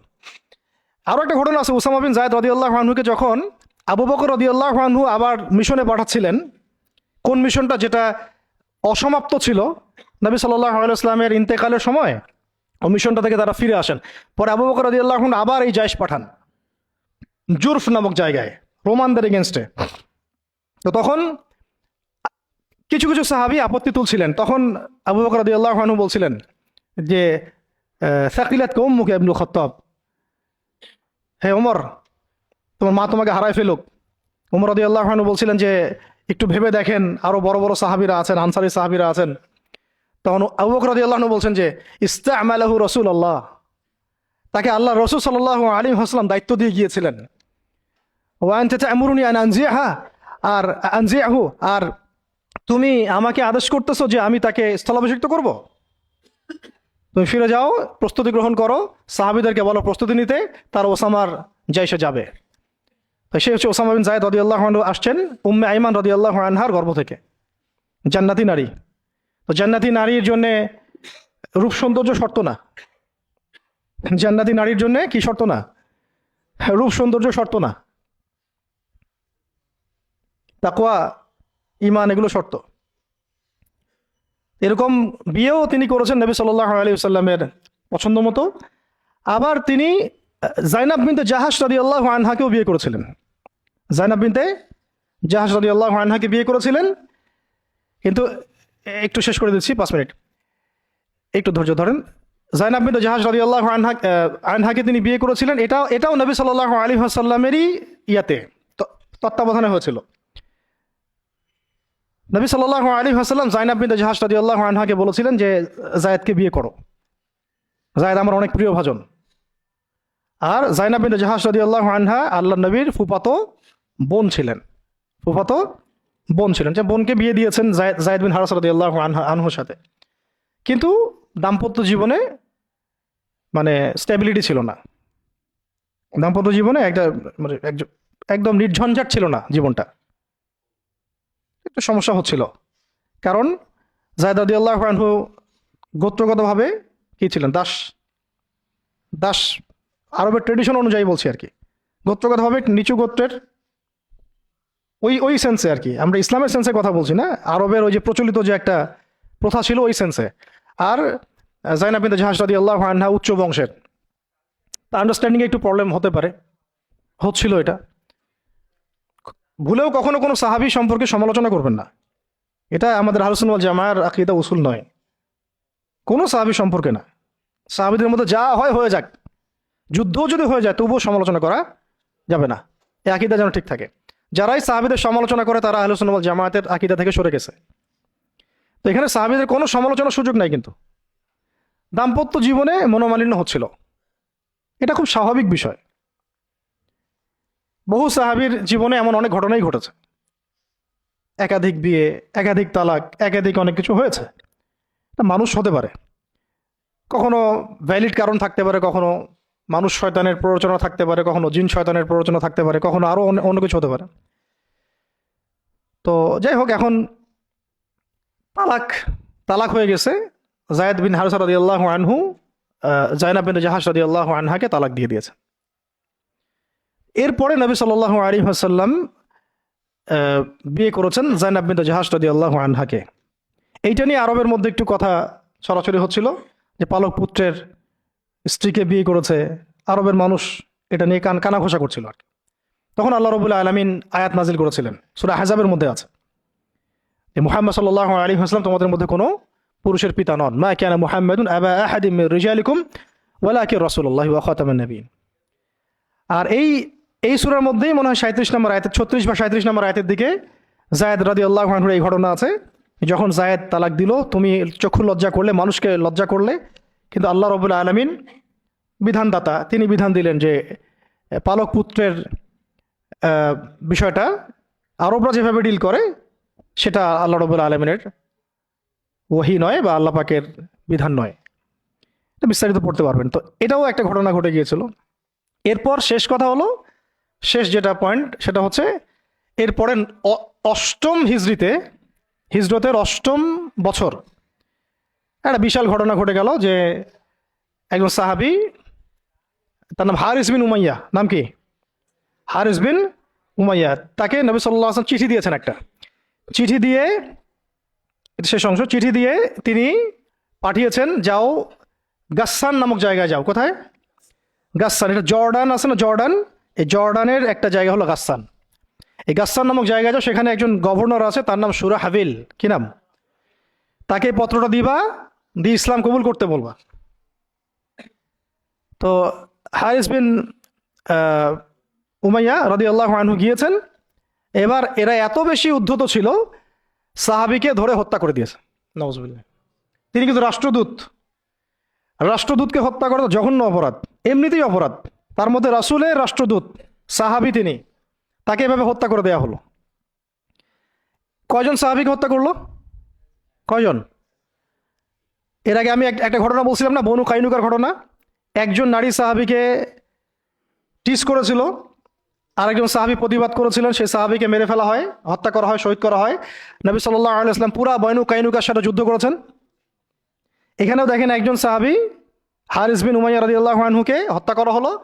এবার নবী সাল্লাল্লাহু আলাইহি ওয়াসাল্লাম 3000 সেনাবাহিনী গঠন করলেন। কত হাজার? আচ্ছা, এখন শুনেন, আমি একটা দলিল দিতে চাইলাম যে দেখেন, সারা বিশ্বে চায়নার কথা বলেন, সিরিয়ার কথা বলেন, রোহিঙ্গাদের কথা বলেন, আরাকানের কথা বলেন, আপনি কাশ্মীরের কথা বলেন, আফগানের কথা বলেন, তারপরে এই যে আফ্রিকার কন্টিনেন্টের কথা বলেন, আফ্রিকা, মালি, নাইজেরিয়া, সোমালিয়া, আর মধ্যপ্রাচ্যের কথা আর কি বলবো, Yemen, Libya, Jordan, Lebanon, Palestine, Gaza, এই সারা বিশ্বে যত মুসলমান আছে তাদের মধ্যে কত লক্ষ মুসলমানকে হত্যা করার পরেও এই সিদ্ধান্ত এখন উম্মাগতভাবে আমরা নিতে পারি নাই, যেটা নবী সাল্লাল্লাহু আলাইহি ওয়াসাল্লাম বনু কাইনুকার এগেনস্টে নিয়েছিলেন আর এই রোমানদের এগেনস্টে নিয়েছিলেন। একজন নারী সাহাবীকে শ্লীলতাহানি করা, আরেকজন সাহাবী তাকে বাঁচাতে এসে তার পক্ষে প্রতিবাদ করায় তাকে হত্যা করা, এবং নবী সাল্লাল্লাহু আলাইহি ওয়াসাল্লাম পুরা বনু কাইনুকাকে উচ্ছেদ করলেন। এখানে সুরাহবিল কি করেছে? একজন সাহাবীকে হত্যা করেছে, রাষ্ট্রদূত হারিস বিন উমাইয়া। নবী সাল্লাল্লাহু আলাইহি ওয়াসাল্লাম 3000 সৈন্য পাঠিয়ে দিচ্ছেন। আর এখন উম্মার দিকে তাকান, যে রাষ্ট্রগুলোর কথা আমি বললাম আমাদের সহ সব জায়গায়, আমাদেরটা অন্যভাবে ডিল করি আমরা, বাইরের সব রাষ্ট্রগুলো, এই রাষ্ট্রগুলোতে কত হাজার সৈন্য না, কত হাজার নিরপরাধ মুসলিমকে হত্যা করা হয়েছে। সংখ্যাটা কি হাজারে না লাখে? কত হাজার বা লাখ বাচ্চাদেরকে হত্যা করা হয়েছে, কত হাজার বা লাখ মা বোনদেরকে হত্যা এবং ধর্ষণ করা হয়েছে। তারপরে উম্মাগতভাবে আমরা এখন এই সিদ্ধান্তে আসতে পারি নাই, যে সিদ্ধান্ত নবী সাল্লাল্লাহু আলাইহি ওয়াসাল্লাম তাৎক্ষণিক নিয়ে ফেললেন। আমার রাষ্ট্রদূতকে হত্যা করেছে, 3000 সৈন্য রেডি, এবং তারা কিন্তু সুপার পাওয়ার। রোমানরা তখন কি সুপার পাওয়ার, এটা দেখারও সময় নাই যে তার কাছে কি অস্ত্র আছে, তাদের ক্ষমতা কতটুকু, তাদের কাছে কি আছে, তাদের সৈন্য সংখ্যা কত, আয়তন সংখ্যা কত, ওদের অর্থনীতি কত সমৃদ্ধ, কোনো কিছুর পরোয়া সাহাবায়ে কেরাম করেন নাই। 3000 সৈন্য রেডি করে এই বাহিনীর পতাকা হাতে তুলে দিলেন সাহাবী যায়েদ ইবনে হারেসা রাদিয়াল্লাহু আনহুর হাতে। কার হাতে? চিন্তা করেন, তায়েফের সাথী, রাসূল সাল্লাল্লাহু আলাইহি ওয়াসাল্লাম প্রিয় ভাজন, তায়েফের সাথী, জান্নাতি নারীকে বিয়ে করেছেন, এবং বলে দিলেন যদি জায়েদ শহীদ হয়, যদি জায়েদ শহীদ হয়, কথার বলার উদ্দেশ্যই হচ্ছে জায়েদ শহীদ হবে, জায়েদ শহীদ হবে, হতে পারে ইনশাআল্লাহ, তাহলে পতাকা উঠায় নেবে আব্দুল্লাহ বিন রওয়াহা রাদিয়াল্লাহু আনহু। যদি আব্দুল্লাহ বিন রওয়াহা শহীদ হয়, পতাকা উঠাই নেবে জাফর ইবনে আবি তালেব। যদি জাফর শহীদ হয় বা আব্দুল্লাহ বিন রওয়াহা শহীদ হয়, তাহলে পতাকা তোমাদের মধ্য থেকে কাউকে তোমরা আমির বানায় নিও। হ্যাঁ, পরে ছিল সেখানে খালিদ বিন ওয়ালিদ রাদিয়াল্লাহু আনহু। তো তিনি তখন নতুন নতুন ইসলাম কবুল করেছেন, তাই সবার আগে তাকে আমির করা হয় নাই। খালিদ বিন ওয়ালিদ রাদিয়াল্লাহু আনহু প্রায় 100টার মতো যুদ্ধ করেছেন ইসলামের পক্ষে, কোনো যুদ্ধে তিনি হারেন নাই, কোনো যুদ্ধে পরাজয় বরণ করেন নাই। উহুদের যুদ্ধে বিপর্যয় তো তার হাত দিয়ে হয়েছে, তাই না? তো তিনি যুদ্ধ কৌশলে অনেক পারদর্শী, খালিদ বিন ওয়ালিদ রাদিয়াল্লাহু আনহু। এখানে আমরা ফোকাস করতেছি একজন সাহাবীর দিকে, বাকি অন্য অন্য ঘটনা ইনশাল্লাহ অন্যদিন হবে, আজকে শেষ করে দিচ্ছি। যায়েদ ইবনে হারেসা রাদিয়াল্লাহু আনহুর হাতে পতাকা দেওয়া হলো। হ্যাঁ, তো তিনি গেলেন ওখানে, যখন যাওয়ার পরে দেখলেন যে সুবহানাল্লাহ, কোথায় আমরা 3000, আর এদের মধ্যে তো রোমান সৈন্যই 1 লাখ। রোমান সৈন্য হচ্ছে 1 লাখ সৈন্য, এটা কোনো যুদ্ধ হয় নাকি? 1 লাখ সৈন্য একদিকে, একদিকে 3000 সৈন্য দাঁড়ায় আছে, এটা কোনো যুদ্ধ হয় কখনো? এই যুদ্ধ, এইরকম সৈন্য সংখ্যা থাকলে, এরকম কুওয়াতের ব্যাপার থাকলে, কোনো স্কলারশিপ অফ ইসলামও এখন বলবে না যে ওদের সাথে যুদ্ধ করা যায়। কোনো আলেমও মনে হয় ভুলেও ফতোয়া দিবে না যে তাদের সাথে যুদ্ধ করা যায় যেতে পারে। তোমরা কি পাগল হয়েছো? তাদের সাথে যুদ্ধ করতে যাও, ওদের 1 লাখ, তোমাদের 3000। মনে তো হয় কেউই হয়তো এই ফতোয়াটা দিবে না যে এটা হতেও পারে। ইসরায়েলে এত পাওয়ার, তোমরা কিসের জন্য হামাসের পক্ষে কথা বলো? আমেরিকা এত বড় সুপার পাওয়ার, তালেবানরা পারবে ওদের সাথে? এরকমই তো কথা চলতেছে সবে, না? বাংলাদেশের মুসলমান, পাকিস্তানের মুসলমান, আফগানের মুসলমানদের কি আছে? ভারতের এত বড় বড় পারমাণবিক অস্ত্র আছে। ভাবটা তো এইরকমই না? এবং এগুলোকে হিসাব কিতাব করে অনেকেই, অনেক কাফেররা বলে বলুক, মানে ফাসেকরা বলে বলুক, মোরতাদরা বা রামবাম প্রগতিশীল, এরা তো যা ইচ্ছা তাই বলেই, ওদের কথা আমরা কখনো দেখিও না। কিন্তু ইসলামপন্থী বহু মানুষও বলে যে তোমরা তো সুইসাইড করতে চাচ্ছ, দেখি সুইসাইড অ্যাটেম্প্ট হবে এটা। ওরা এত শক্তিশালী, আমাদের কিছুই নাই, অর্থনীতি দুর্বল, জনবল দুর্বল, আমাদের সংখ্যা দুর্বল, অস্ত্র শস্ত্র দুর্বল। মুসলমানরা কখনো এগুলোর বলে কখনো জয়লাভ করে নাই। মুসলমানরা জয়লাভ করেছে সবসময় ইমানের বলেই, এটা ছিল মূল হাতিয়ার। তারপরে যুগের প্রয়োজনে আধুনিকতার প্রয়োজন আছে, সেটা ইমান বিবর্জিত না, ইমানটা সবার আগে। ইমানই তো পরাজয়, অস্ত্র দিয়ে তো আর কিছু করতে পারবেন না। এখন যদি আমাদেরকে পারমাণবিক বড় বড় অস্ত্র দিয়ে দেওয়া হয়, তবুও তো মনে হয় যুদ্ধের পথে কেউ হাঁটতে চাবে না,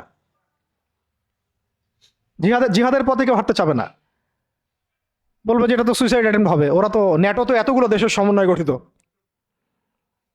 ইসরায়েলের সাথে তো এত এত কান্ট্রি আছে, তোমাদের সাথে কারা আছে?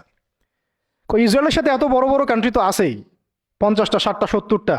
হামাসকে তো এখনো নির্মূল করতে পারলো না। পারছে? আমেরিকার সাথে তো এত বড় বড় রাষ্ট্র ছিল, তালেবানদেরকে তো নির্মূল করতে পারে নাই।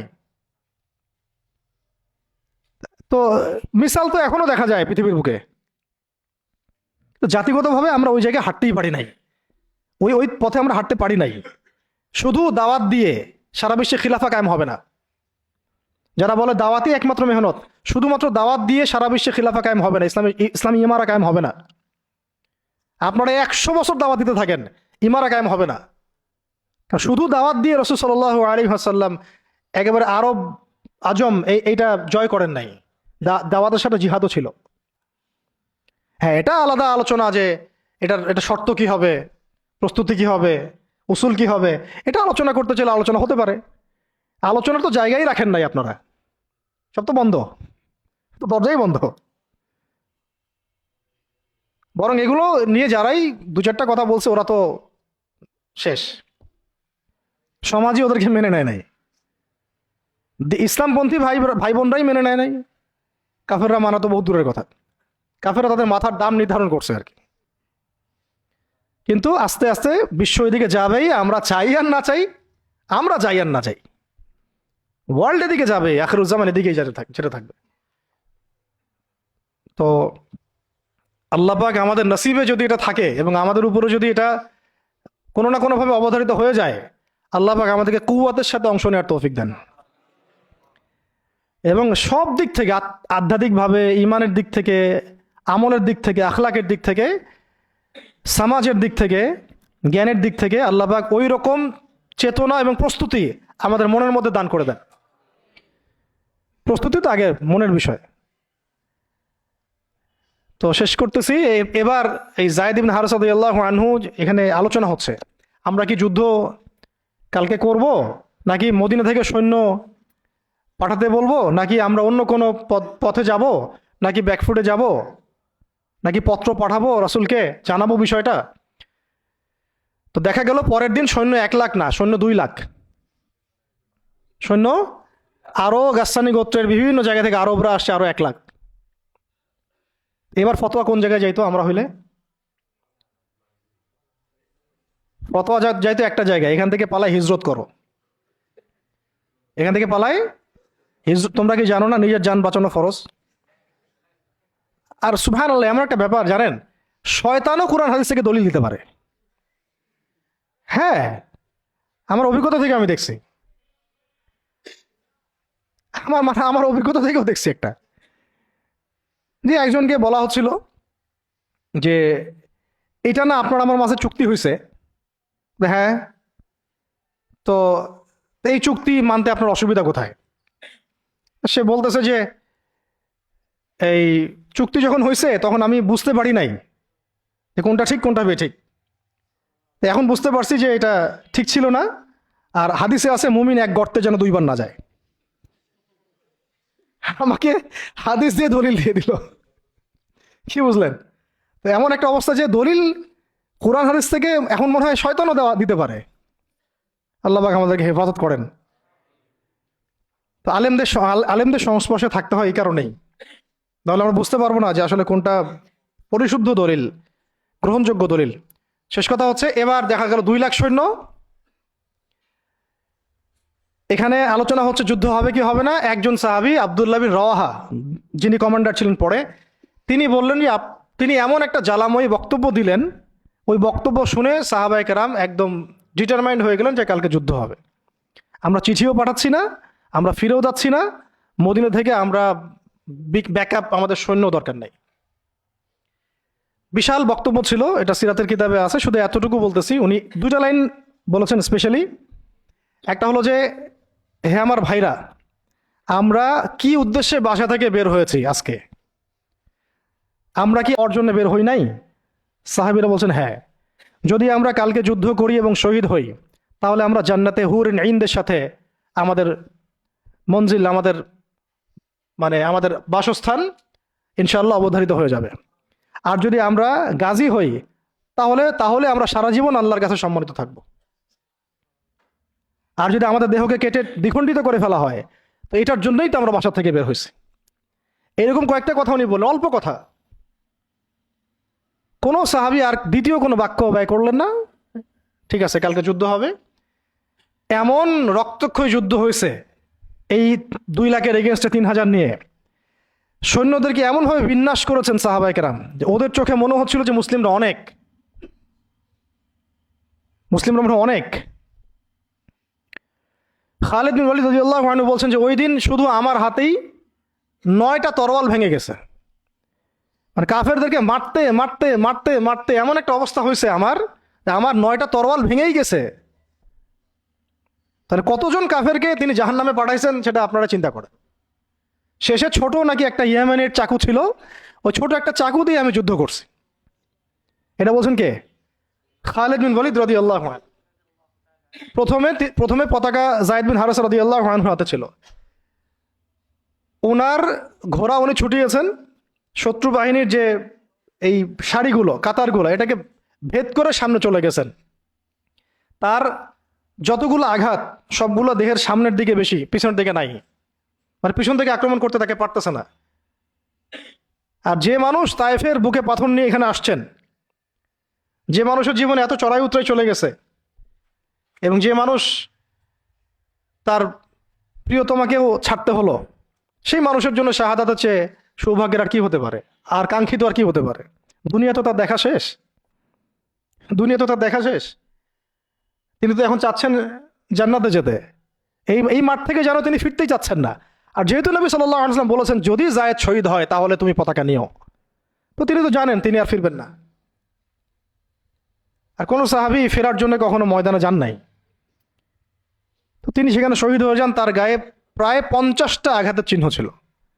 দূর থেকে একটা বর্ষাও কিন্তু খুব কঠিন বিষয়। একটা লোহার বর্ষা গায়ের ভিতর ঢুকে যাওয়া এত চারটাখানি কথা না। এর চেয়ে তো বুলেট লাগাও সহজ মনে হয়। একটা বর্ষা ঢুকে যাওয়া আর সেই অবস্থায় যান চলে যাওয়া, এইভাবে তার শাহাদত হলো। যায়েদ বিন হারেসা রাদিয়াল্লাহু আনহুর নাম ইতিহাসে অমর হয়ে থাকলো। এরপরে পতাকা হাতে নেন আব্দুল্লাহ বিন রাওয়াহা রাদিয়াল্লাহু আনহু। তার ব্যাপারে ইনশাআল্লাহ আরেকদিন কথা হবে। তিনি তো নিজের মনে ঘোড়ার পা কেটে ফেলছেন।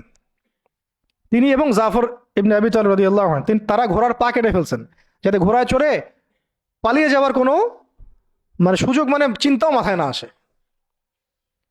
এবং তিনি একটা কবিতা আবৃত্তি করেছিলেন। আব্দুল্লাহ বিন রাওয়াহা রাদিয়াল্লাহু আনহু অনেক বড় মাপের কবি ছিলেন। এত সুন্দর লিখতে পারতেন, কবিতা আবৃত্তি করতে পারতেন, বলতে পারতেন। এটা অনন্য ছিল তার কাছে। খন্দকের দিন তিনি কবিতা আবৃত্তি করছিলেন। আল্লাহুম্মা লাউলা আনতা মাহতাদাইনা ওয়ালা তাসাদদাকনা ওয়ালা সাল্লাইনা, এরকম করে কবিতা আবৃত্তি করছিলেন। নাহনু আল্লাযী বায়ু মুহাম্মাদা আলাল জিহাদি মা বাকিনা মিন্না আলাল জিহাদি মা বাকিনা আবাদা। আরবি কবিতাগুলো সুবহানাল্লাহ এত সুন্দর। তো তিনি কবিতা আবৃত্তি করতে করতে যুদ্ধ করতে করতে শহীদ হয়েছেন আব্দুল্লাহ বিন রাওয়াহা রাদিয়াল্লাহু আনহু। এরপরে জাফর রাদিয়াল্লাহু আনহু পতাকা নেন এবং যে হাতে পতাকা নিয়েছেন সে হাতটা কেটে পড়ে গেছে। একজন আঘাত করছে রোমান সৈন্যদের মধ্যে। রোমানরা অনেক প্রশিক্ষিত ছিল, তার মধ্যে 2 লাখ নিয়ে আসছে। একজন সাহাবীর চারপাশে কতজন ঘিরে ফেলছে এটা তো ঠিক নাই। এগুলো আমরা কি দেখি গণতান্ত্রিক মারামারি, এগুলো তো কিছু না। ওটা তো সম্মুখ সমরের ব্যাটল ফিল্ড ছিল। আর সম্মুখ সমরের ব্যাটল ফিল্ড এখন কি মিসাইল মারা হয় দূর থেকে, এক জায়গা থেকে মিসাইল মারছে আরেক জায়গায় গিয়ে পড়তেছে। কাপুরুষের যুদ্ধ এগুলো তো কাপুরুষদের যুদ্ধ। এটা ছিল সম্মুখ সমর ব্যাটল, এটাই ছিল ব্যাটল। একজনকে মিনিমাম এখানে 50 জনের সাথে ডিল করতে হচ্ছে। আর চিন্তা করেন সাহাবীরা কি কি পারদর্শী ছিলেন যুদ্ধে, কি পরিমাণ সাহসী ছিলেন, কি পরিমাণে তারা দুরন্ত ছিলেন। হ্যাঁ, কি পরিমাণে তারা দুঃসাহসী ছিলেন। শুধু সাহসী বললে ভুল হবে, দুঃসাহসী ছিলেন। কি শৌর্যবীর্য ছিল আর কি পরিমাণ কৌয়াত ছিল তাদের কাছে। আর কত প্রশিক্ষিত স্কিল ছিলেন তারা, যে একাই 10 জন 20 জন 50 জনকে বার্তা দিতেন না। তো আর আমাদের তো সব যুদ্ধ আর ফেসবুকে, আর কি যত কাজ সব ফেসবুকে।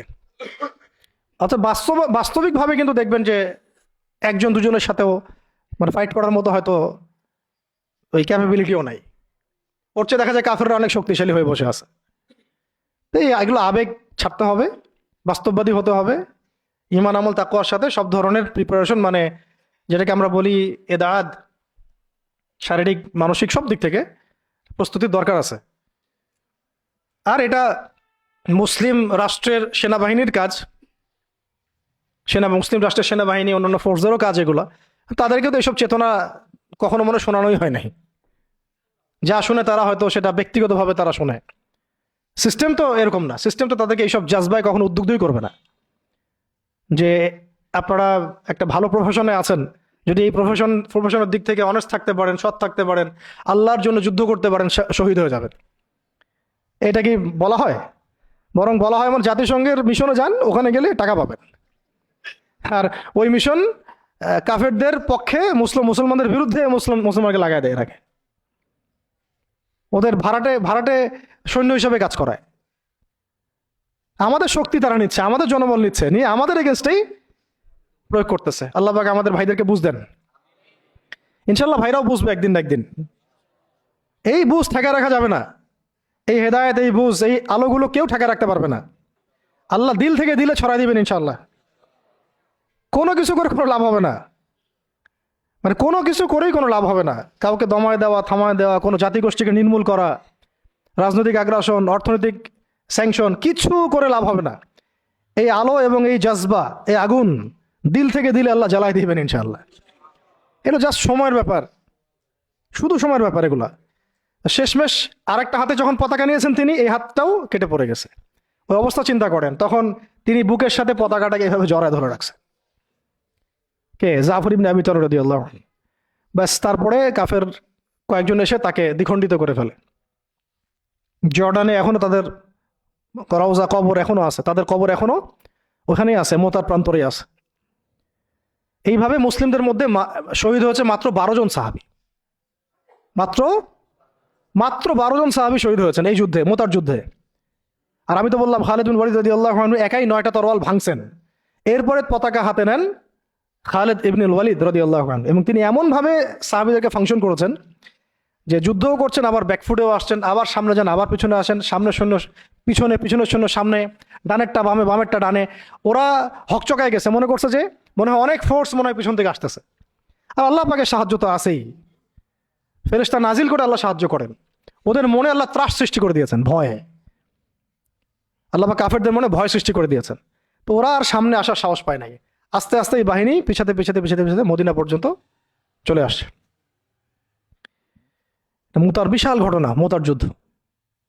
এই যুদ্ধে আমরা যায়েদ ইবনে হারেসা রাদিয়াল্লাহু আনহুকে দেখলাম, সেই তায়েফের সাথী, সেই ছোটবেলার সাথী, পালক পুত্র, সেখান থেকে মুক্ত হয়ে হিব্বু রাসূলিল্লাহ, হ্যাঁ, রাসূলের শানে, রাসূলের সম্মান, ভালোবাসার প্রমাণ দেওয়ার জন্য নিজের বুক উজাড় করে দিয়েছেন। পিঠ দেখেন নাই, বুক উজাড় করে দিয়েছেন। যাকে মহব্বত করেন তাকে একা ছেড়ে দেন নাই, যাকে মহব্বত করেন তাকে একা ছেড়ে দেন নাই যে সবাই পাথর মারুক আর সে থ্যাতলা হয়ে যাক, বিধ্বস্ত হয়ে যাক, ক্ষতবিক্ষত হয়ে যাক। বরং তিনি মহব্বতের পরিচয় দিয়েছেন এইভাবে যে নিজের গায়ে আঘাত নিয়েছেন, আঘাতগুলো নিজের গায়ে নিয়েছেন, তাও সরে যান নাই, দায়িত্ব থেকে অবহেলা করেন নাই। প্রকৃতপক্ষে এটাই হলো মহব্বতের পরিচয়। এমন মহব্বত যদি তাকদীরে নসিব হয়, অবশ্যই দুনিয়াতে আপনারা বা যে কেউ সৌভাগ্যবান। আর যদি এটা নসিব না হয়, এটাও একদিক থেকে আপনি সৌভাগ্যবান যে আপনি দুনিয়ার আসল হাকিকত বুঝতে পেরেছেন, যে পরকালটা ঠিক এমনই হবে, পরকালটা ঠিক এমনই হবে, কবরটা এমনই হবে, হাসরটা এমনই হবে, মিজানটা এমনই হবে, পুলসিরাতটা এমনই হবে। ইয়াউমা ইয়াফিরুল মারউ মিন আখিহি ওয়া উম্মিহি ওয়া আবিহি ওয়া সাহিবাতিহি ওয়া বানিহি লিকুল্লি ইমরিন মিনহুম ইয়াউমাইযিন শা'নু ইউগনি। সেদিন প্রত্যেকেই যার যার নফস নিয়ে থাকবে। শেষ কথা হচ্ছে, রাসূল সাল্লাল্লাহু আলাইহি ওয়াসাল্লামের কাছে এই খবরগুলো আসতে থাকলো যে যায়েদ শহীদ হলো, জাফর শহীদ হলো, আব্দুল্লাহ বিন রওয়াহা শহীদ হলো। নবী সাল্লাল্লাহু আলাইহি ওয়াসাল্লাম ছুটে গিয়ে যায়েদ রাদিয়াল্লাহু আনহুর ছোট্ট মেয়েকে কোলে নিয়েছেন, নিয়ে কান্না শুরু করছেন। সাহাবীরা বলছেন, ইয়া রাসূলুল্লাহ, আপনিও কান্না করেন? তো নবীজি বলছেন যে এটা রহমত, আল্লাহর রহমত। আল্লাহ পাক যাকে ইচ্ছা তাকে এই রহমত দেন, কাঁদতে পারাটাও রহমত। এরপরে নবীজি একটা দোয়াও করতেন, এই সময় না, মানে নবীজি একটা দোয়াও করতেন প্রায়ই, আল্লাহুম্মা উরযুকনি, আল্লাহুম্মা ইজআলনি, না আল্লাহুম্মা উরযুকনি, একটু দেখতে হবে এই শব্দটা। আইনাইনি হাত্তালাতাইন তাসকিয়ানিল কলবা বিযুরুফিদ দাম'i মিন খাশিয়াতিক ক্বাবলা আন তাকুনা দুমু'ু দামান ওয়া আদরাসু জামরা। আল্লাহ আমাকে এমন দুটো চোখ দিও যে চোখ দুটো কাঁদতে পারে এবং সেই চোখের পানি দিয়ে কলব পর্যন্ত সিক্ত হয়ে যায়। ওই দিন আসার পূর্বেই, যেদিন চোখের পানি রক্তে পরিণত হবে আর দাঁতের মাড়িগুলো আগুনে পরিণত হবে। কি ওয়ার্ড দেখছেন, কি শব্দ খেয়াল করছেন? ওই দিন আসার পূর্বেই আল্লাহ, যেদিন চোখের পানি পরিণত হবে রক্তে আর দাঁতের মাড়ি পরিণত হবে আগুনে, অঙ্গারে। তো এরপরে জাফর রাদিয়াল্লাহু আনহু অন্যান্য সাহাবীদের বাচ্চাদেরকে তিনি আদর করতে লাগলেন। রাসূল সাল্লাল্লাহু আলাইহি ওয়াসাল্লাম তো অনেক নরম দিলের মানুষ ছিলেন, রাহমাতুল আলামিন। তো উনি তো রাতের বেলা তাহাজ্জুদে নামাজ পড়লেও বাচ্চাদের মতো কান্না করতেন। এখন একটু পরে মুচকি হাসলেন, এটা শেষ কথা। একটু পরে মুচকি হাসলেন আকাশের দিকে তাকিয়ে। তো সাহাবীরা বললেন, ইয়া রাসূলুল্লাহ সাল্লাল্লাহু আলাইহি ওয়াসাল্লাম, আপনি হাসছেন কেন? নবী সাল্লাল্লাহু আলাইহি ওয়াসাল্লাম বললেন যে, আমি দেখলাম যে ফেরেশতাদের সাথে জাফর বিন আবু তালেব রাদিয়াল্লাহু আনহুকে আল্লাহ রাব্বুল আলামিন জান্নাতে একটা উঁচু মাকাম দিয়েছেন এবং সেখানে সে উড়ে বেড়াচ্ছে এবং ফল খেয়ে বেড়াচ্ছে। আর আল্লাহ রাব্বুল আলামিন তার ওই কেটে যাওয়া দুই হাতের বদৌলতে, বিনিময়ে আল্লাহ পাক তাকে দুইটা পাখা দিয়ে দিয়েছেন। এরপর থেকে তার নাম হলো জাফর আত-তাইয়ার। জাফর আত-তাইয়ার। এগুলো ছিল দুনিয়ার হাকিকত। তারা দিন দুনিয়া আখিরাত এগুলো বুঝতেন। এগুলো ছিল মহব্বত, পাশে থাকা, সাথে থাকা এবং জীবনের লক্ষ্য উদ্দেশ্য। আমাদের জন্য এটাই ভালো হবে যে আমরা যারা এখনও আল্লাহ পাকের দিনের পথে আছি, আল্লাহ পাক আমাদেরকে হেদায়েত দিয়েছেন, সত্য মিথ্যা চেনার তৌফিক দিয়েছেন। আর কাল বিলম্ব না করে আল্লাহর দিনের দিকে ফিরে আসা, তওবা করা, ইস্তেগফার করা, নিজের জীবনকে গুছিয়ে নেওয়া, একদম যা প্রস্তুতি দরকার সব ধরনের প্রস্তুতি গ্রহণ করা। পড়াশোনা, আখলাক, ওলামা ইকরামের সোহবত, হ্যাঁ, অর্থনৈতিক প্রিপারেশন, পারিবারিক বলেন, ইত্যাদি ইত্যাদি, শারীরিক জামাবদ্ধ দাওয়াত, তাবলীগ, মেহনত এবং জিহাদের জজবাও রাখা, এবং সামনের দিনগুলোর ব্যাপারে সতর্কও থাকা, আশাবাদীও থাকা এবং দোয়া বেশি বেশি করতে থাকা। ইনশাআল্লাহ তাআলা সামনে এমনও সময় আসবে যে অনেক সংগ্রাম, রক্ত, অন্ধকারের পরে কিন্তু একটা আলোর আভাস আমরা পাচ্ছি। আমরা কিন্তু একটা আলোর আভাসও পাচ্ছি এবং এই আলো, এই জজবা, এই আগুন আস্তে আস্তে আল্লাহ পাক পুরো জাতির কলব থেকে কলবে ছড়াই দিবেন ইনশাআল্লাহ। আর আমাদের বহু ল্যাকিংস আছে, আমাদের প্রচুর ল্যাকিংস আছে। হ্যাঁ, পড়াশোনার গ্যাপস আছে, ইমানের, আখলাকের, আমলের সমস্ত দিক থেকে অনেক গ্যাপস আছে না? এই গ্যাপসগুলো আল্লাহ পূরণ করে দিতে পারেন মুহূর্তেই। এই গ্যাপসগুলো আল্লাহ পাক দোয়ায় পূরণ করে দিতে পারেন, ইস্তেগফারে পূরণ করে দিতে পারেন। আল্লাহ কবুল করলে আল্লাহ পাক সব কিছুর ব্যবস্থা করে দিতে পারেন। আমাদের সেই খালেস নিয়াত রাখতে হবে, সেই জাজবাও থাকতে হবে এবং দোয়ার সাথে চেষ্টাও থাকতে হবে। দোয়ার সাথে চেষ্টাও থাকতে হবে এবং অবশ্যই সবর করতে হবে। একদিনে কোনো কিছু হাসিল হবে না। সামনে যত বাধা বিপত্তি আসুক, বাঁচি মরি, কি হয় না হয়, যত রকম বাধা বিপত্তি আসুক না কেন, লক্ষ্য থেকে সরে যাওয়া যাবে না। নিজেকেও হাঁটতে হবে, নিজের ওই সাথী ভাইদেরকে নিয়েও হাঁটতে হবে। এবং আমরা চাই এখন যায়েদ ইবনে হারেসা রাদিয়াল্লাহু আনহুর মতো এমন মানুষ, এমন প্রিয়জন, এমন কাছের মানুষ যারা নিজের বুকে পাথর নিবে কিন্তু মহব্বতের মানুষের গায়ে পাথর লাগতে দিবে না, প্রকৃত ভালোবাসার নিদর্শন দিবে আর কি। বদরের সাহাবীদের মতো, উহুদের সাহাবীদের মতো, খন্দক, খায়বার আর মুতার এই বীর সাহাবীদের মতো। তাদের হাতে ইতিহাস রচিত হয়েছে, যে ইতিহাসের এখনও আমরা একটা অংশ হয়ে আছি, যে ইতিহাসের গল্প আমরা এখন শুনছি। এখন সময় আসছে উম্মার এই সংকটে ইতিহাসকে নতুন করে লেখার। ইতিহাস লিখতে হলে সেরকম কবুলিয়াত হাসিল করতে হবে। আল্লাহ পাক যেন সবাইকে সেই কবুলিয়াত হাসিল করার তৌফিক দেন এবং আমরা আমাদের সমস্ত অপারগতা, সমস্ত গুনাহ, আমাদের যত ল্যাকিংস আছে সব আল্লাহর কাছে পেশ করছি। আল্লাহ পাক আমাদের সমস্ত ত্রুটিগুলো যেন সংশোধন করে দেন, সমস্ত গ্যাপসগুলো ফুলফিল করে দেন, যত গুনাহ আল্লাহ মাফ করে দেন, এবং যেভাবে চললে বললে আমল করলে আমরা সেই মাকাম হাসিল করতে পারবো, সেই গন্তব্য হাসিল করতে পারবো, ওইভাবে আল্লাহ যেন করায় নেন আমাদেরকে দিয়ে। কারণ আমাদের কোনো শক্তি নেই, কোনো ক্ষমতা নেই, এবং চেষ্টা করার মতো করার তৌফিক আল্লাহ আমাদেরকে দেন। আল্লাহ পাক আমাদের সব দিনী ভাইদেরকে, বোনদেরকে, এবং আমাদের উম্মায় যারা কাজ করতেছেন যে যে ব্যানারই হোক, আমরা সব ভাইদের ব্যাপারে শুভাকাঙ্ক্ষী থাকবো। সবার মধ্যেই কিছু গ্যাপস থাকতে পারে, আমরা সবাই ব্যক্তিগতভাবে গুনাহগার, কিন্তু উম্মার এই অবস্থায় আমরা কাদা ছড়াছড়ি করব না, দলাদলি করব না। উম্মার এই অবস্থায় আমরা একে অপরের সাথে বিদ্বেষ এইসবে যাব না। হ্যাঁ, আমরা আমাদের মতো করে হৃদ্যতার বন্ধনটা ঠিক রাখার চেষ্টা করব। আর হকার বাতিল আল্লাহ পাক জানেন, আল্লাহ পাক হকপন্থীদেরকে বিজয় দিবেন ইনশাআল্লাহ। ঠিক আছে? আর লৌকিকতা থেকে বেঁচে থাকতে হবে। লৌকিকতা, লোক দেখানো বিষয়, এই অনলাইন অ্যাক্টিভিজম, অনলাইনের যে আসক্তি, হ্যাঁ, এইটাকে ইলিউশনের একটা জগৎকে বাস্তব মনে করা, এই সব বিষয়গুলো থেকে ফারেক থাকা। মাঠ পর্যায়ে কাজ করতে হবে। মাঠ পর্যায়ে যে ভাইরা কাজ করতেছেন তাদের সাথে থাকা দরকার আছে, এবং আমাদের যে মুসলিম ভাইরাই কাজ করতেছেন সবার হাত শক্তিশালী করার দরকার আছে। ঠিক আছে? আল্লাহ পাক আমাদের সবাইকে সাহাবীদের মতো কবুল করেন। আল্লাহ পাক আমাদের সবাইকে সাহাবায়ে কেরামের সেই আকীদা, আমল, মানহাজ এবং সেই তরিকা মোতাবেক চলার তৌফিক দান করেন।